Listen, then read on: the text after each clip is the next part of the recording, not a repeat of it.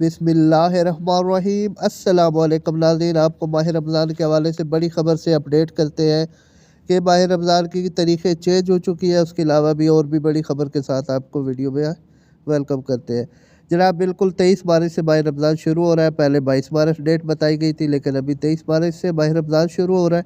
24 मार्च को जुमातुल मुबारक बन रहा है।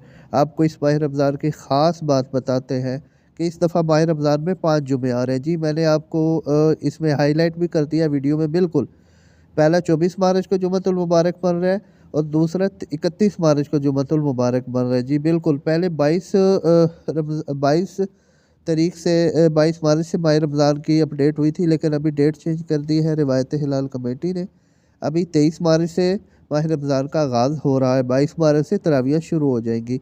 जी बिल्कुल, अभी ये तीसरा जो जुमातुल मुबारक आपके सामने कैलेंडर में चल रहा है, ये जनाब 7 अप्रैल को है।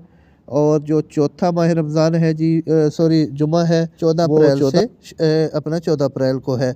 उसके बाद जनाब जो लास्ट है वो 21 अप्रैल को जुमातुल मुबारक आ रहा है, आखिरी रोज़े को। अगर 30 रोज़े होते हैं तो 5 जुमे होंगे। तो प्लीज़ चैनल को सब्सक्राइब और वीडियो को लाइक ज़रूर कीजिए। थैंक यू, शुक्रिया।